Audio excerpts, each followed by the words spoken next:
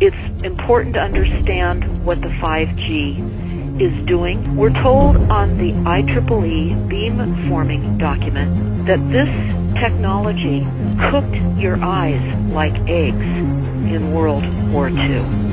These are military weapons. These are assault frequencies. It's microwave radiation warfare, is what this is. But if anyone tells you that they know the details of what 5G is going to become, run the other way. Since then, our atmosphere has become far more permeated with electric waves of widely diverse types. There's no doubt now that electric waves, electromagnetic forces, cause direct biological effects. There's thousands of peer-reviewed papers on this subject. There's no doubt about it. We're now at a stage where we're putting in what's called 5G, and it turns out that this is the same frequency bands that are used in crowd dispersal weaponry. Una sensación de calor repentina e insoportable. A 750 metros de ahí, un operador acaba de emitir un poderoso rayo electromagnético, invisible, inodoro y totalmente silencioso. Es como abrir la puerta del horno mezclado con una picazón del esternón hasta la nuca. Dispersar a una multitud hostil o proteger la entrada de una base. Las posibilidades de uso son variadas.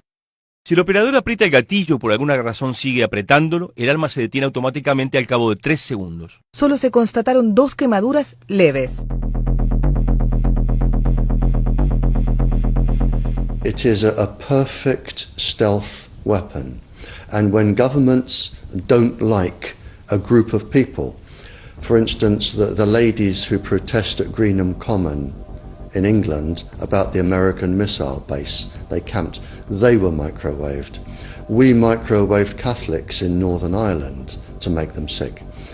It goes on all over the world, and it's a weapon that you don't know you're being targeted because the dose is very, very low, which is actually more dangerous than a high dose. It may take a year or two, but you can cause neurological damage and cancers with low-level microwaves.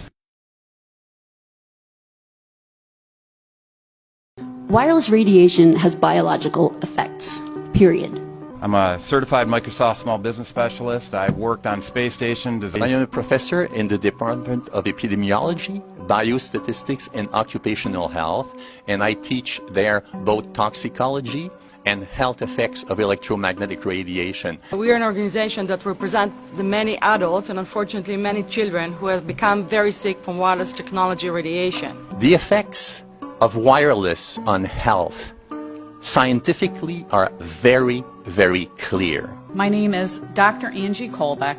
I've been reviewing the studies showing the impacts of wireless radiation on our health, and there are now thousands of studies showing the following adverse health impacts to wireless radiation: cancer, oxidative damage, DNA failure. Things like memory, dizziness, anxiety, brain fog. Headaches, nosebleeds, cognitive problem, exhaustion. We have evidence of DNA damage, cardiomyopathy, which is the precursor of congestive heart failure. Short and long-term memory loss, decreased attention spans, lower reaction times, even involuntary contractions of muscles. We suddenly have breast cancer in women who have no DNA predisposition.